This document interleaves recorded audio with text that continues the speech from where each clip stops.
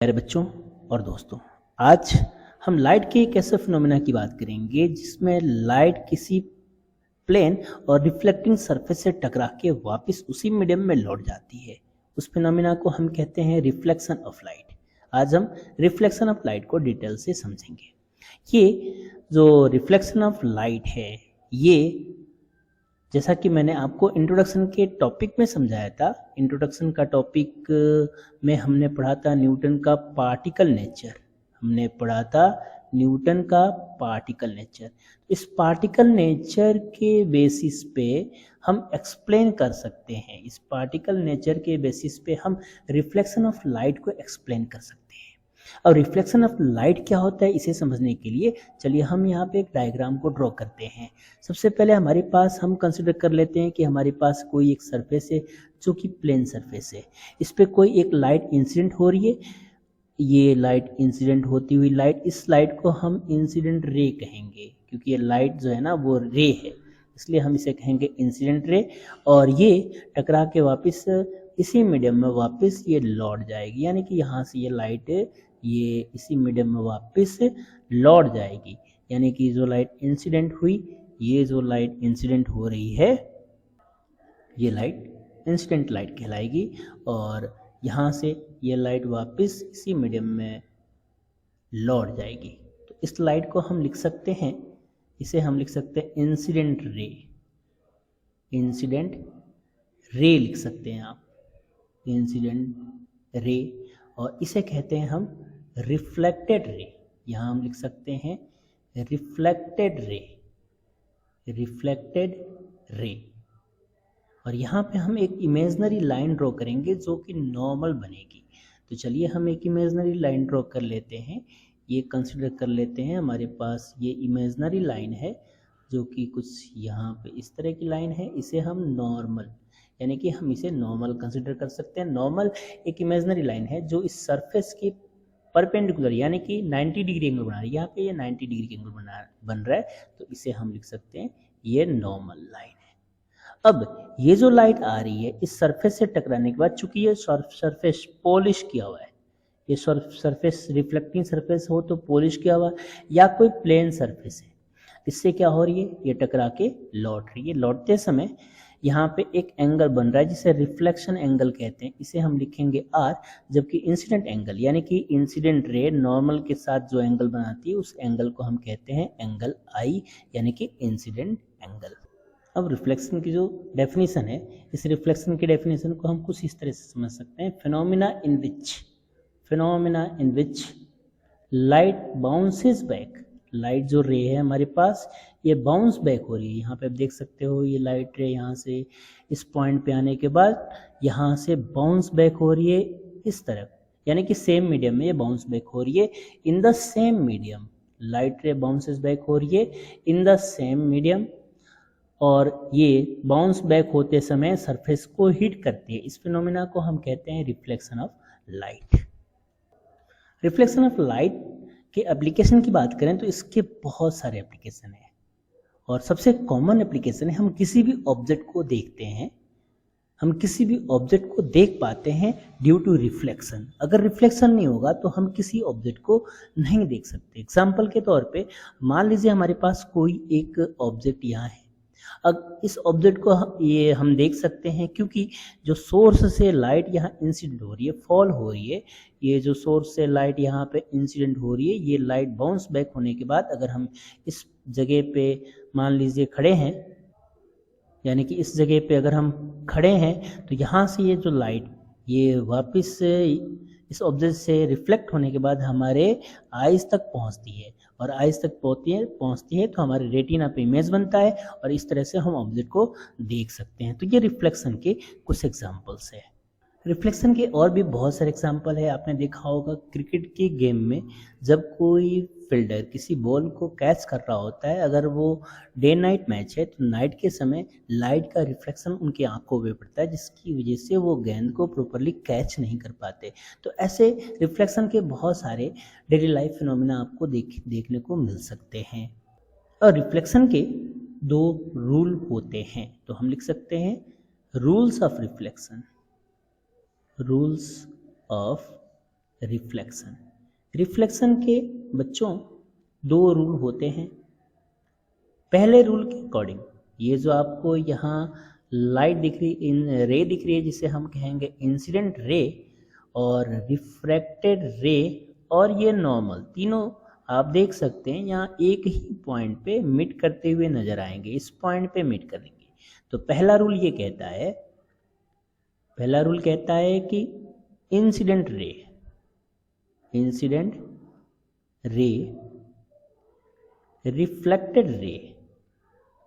Reflected ray and normal ये तीनों एक ही जगह पे आर कोइंसिडेंट कह सकते हैं हम, कोइंसिडेंट, एक ही जगह पे ये मिलते हैं। ये पहला लॉ है।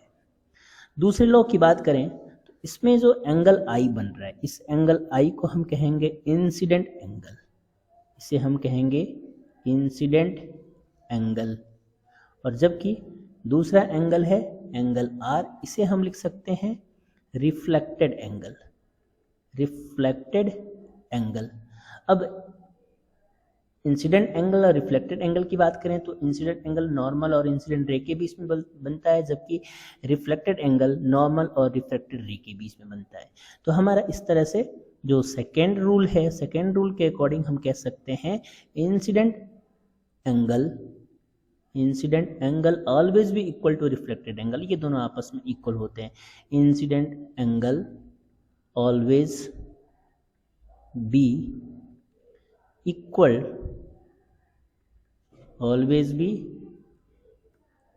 To reflected angle.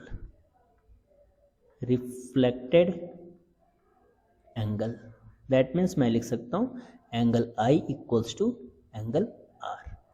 बच्चों अब हम एक ऐसे सरफेस को इमेजिन करते हैं जो कंप्लीट रिफ्लेक्टिंग सरफेस है, क्योंकि ये जो फिनोमेना है ये कंप्लीट रिफ्लेक्टिंग सरफेस से ही देखा जा सकता है। कंप्लीट रिफ्लेक्टिंग सरफेस, तो कंप्लीट रिफ्लेक्टिंग सरफेस की अगर बात करें तो इस तरह के रिफ्लेक्टिंग सरफेस को बनाना इम्पॉसिबल है। क्यों? क्योंकि कंप्लीट रिफ्लेक्टिंग सरफेस एक ऐसा सरफेस होता है, जैसे ये मान लीजिए कंप्लीट रिफ्लेक्टिंग सरफेस है, तो ये इंसिडेंट जो लाइट है यानी कि रे है उससे एनर्जी को गेन नहीं करेगा, और जो टोटल एनर्जी है यानी कि इसके अगर 500 जूल एनर्जी है तो ये टोटल 500 जूल एनर्जी को वापस यहाँ से लौटा देगा। तो इसका मतलब ये है कि इंसिडेंट रे की जो एनर्जी होगी वो रिफ्लेक्टेड रे के एनर्जी के इक्वल होगी। मगर ऐसा कोई सरफेस पॉसिबल ही नहीं है जो एनर्जी को कंप्लीटली रिफ्लेक्ट कर दे, क्योंकि आप अपने डेली लाइफ में देख सकते हैं, अगर हम किसी ग्लास को सन जो कि एनर्जी का यानी कि सोलर एनर्जी है उसका सबसे बड़ा सोर्स है, यानी कि अर्थ के ऊपर एनर्जी का सबसे बड़ा या लाइट का सबसे बड़ा सोर्स सन है, वहाँ से अगर लाइट किसी मिरर से टकराती है तो वो रिफ्लेक्ट हो जाती है, बट वो मिरर भी अपने आप में मतलब उसके टेम्परेचर में इंक्रीज होता है, वो मिरर भी अपने आप को हीट कर लेता है। इसका मतलब ये है कि वो कंप्लीट रिफ्लेक्टिंग सरफेस नहीं है। अगर वो मिरर कंप्लीट रिफ्लेक्टिंग सरफेस होता तो उसके टेम्परेचर में कोई इंक्रीज नहीं होता, उसमें उसके हीट में कोई चेंज नहीं होता। तो हम कह सकते हैं कंप्लीट रिफ्लेक्टिंग सरफेस एक इमेजिनरी ऑब्जेक्ट है, only we can imagine complete reflecting surface. ये कोई रिफ्लेक्टिंग सरफेस बनाना पॉसिबल ही नहीं है, या यूं कहे तो रिफ्लेक्शन ऑफ लाइट ये पॉसिबल नहीं है। क्यों? क्योंकि कंप्लीट रिफ्लेक्टिंग सरफेस बन ही नहीं सकता। कंप्लीट रिफ्लेक्टिंग सरफेस में कहता है कि भाई लाइट की जो इंसिडेंट रे की एनर्जी है वो रिफ्लेक्टेड रे की एनर्जी के इक्वल हो, जो कि पॉसिबल नहीं है। तो रिफ्लेक्शन का जो सेकंड हमारे पास लॉ है, इसमें एंगल आई इक्वल है एंगल आर के। ये तभी पॉसिबल होगा जब इस इंसिडेंट रे की एनर्जी रिफ्लेक्टेड रे के इक्वल होगी, बट ये पॉसिबल नहीं है। तो ये एक इमेजिनरी फिनोमेना है, लेकिन फिर भी हम कुछ इसके जो सरफेस है, कुछ हमारे पास आइडियल सरफेस है जिसके कुछ कैरेक्टरिस्टिक कंप्लीट रिफ्लेक्टिंग सरफेस से मिलते जुलते हैं, तो हम मान सकते हैं कि रिफ्लेक्शन हो सकता है। बट एक्चुअली बात करें तो रिफ्लेक्शन ऑफ लाइट यानी complete reflection of light is not possible, because complete reflecting surface is not possible. अब बात करें रिफ्लेक्शन की। रिफ्लेक्शन के जो टाइप होते हैं वो दो तरह के होते हैं। टाइप ऑफ रिफ्लेक्शन ये होते हैं बच्चों दो तरह के। पहला होता है जिसे आप कहते हो रेगुलर रिफ्लेक्शन। रेगुलर रिफ्लेक्शन कह सकते हैं, रेगुलर रिफ्लेक्शन आप कह सकते हो।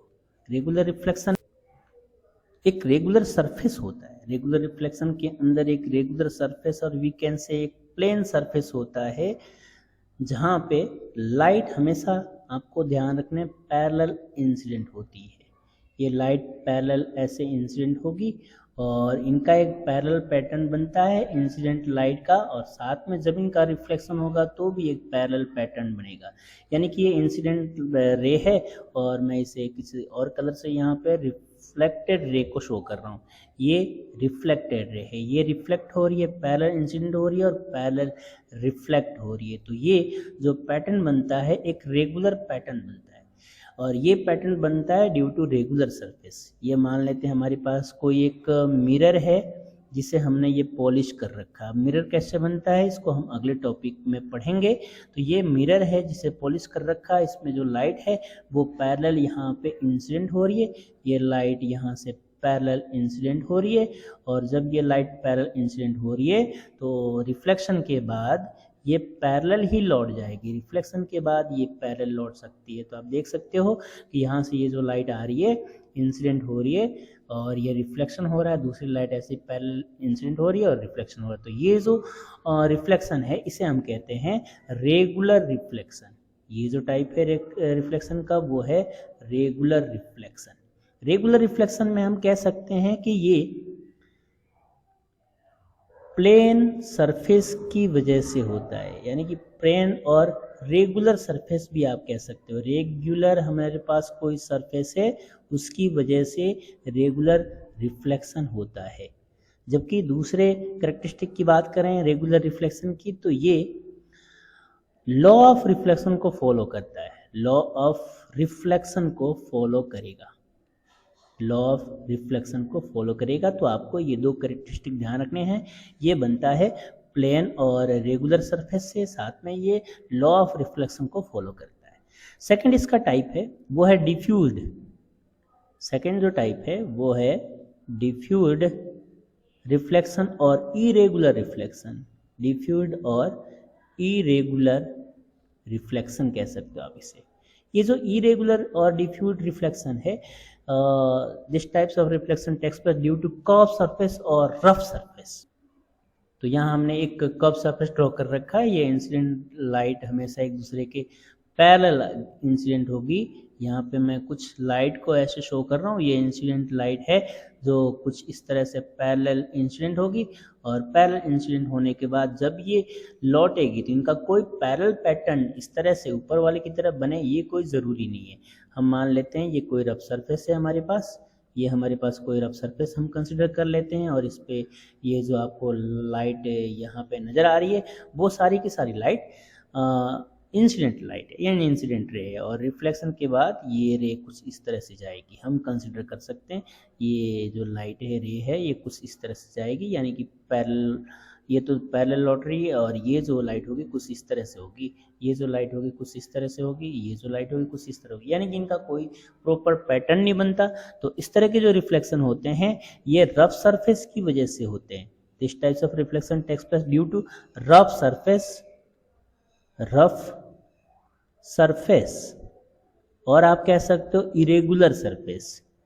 रफ सरफेस और इरेगुलर सरफेस की वजह से होता है। इसमें रिफ्लेक्टेड जो रे है, रिफ्लेक्टेड रे का एक इरेगुलर पैटर्न बनता है। इंसिडेंट लाइट तो पैरेलल आएगी, बट रिफ्लेक्शन के बाद जो लाइट्स जाएगी उनका एक इरेगुलर पैटर्न बनता है। दूसरा, ये लॉ ऑफ रिफ्लेक्शन को फॉलो नहीं करते, ये लॉ ऑफ रिफ्लेक्शन को फॉलो नहीं करेंगे। Law of reflection is not applicable, is not applicable. तो इसके साथ लॉ ऑफ रिफ्लेक्शन एप्लीकेबल नहीं होगा। प्यारे बच्चों और दोस्तों, अगर आपको वीडियो पसंद आई हो तो लाइक कर दीजिए, चैनल को सब्सक्राइब कर दीजिए अगर अभी तक आपने सब्सक्राइब नहीं किया, बेल आइकन को दबा दीजिए ताकि आने वाले वीडियोस के नोटिफिकेशन आपको मिल सके। और अगले वीडियो के साथ हम जल्दी ही हाजिर होंगे आपकी सेवा में। थैंक यू सो मच, तब तक बने रहिए।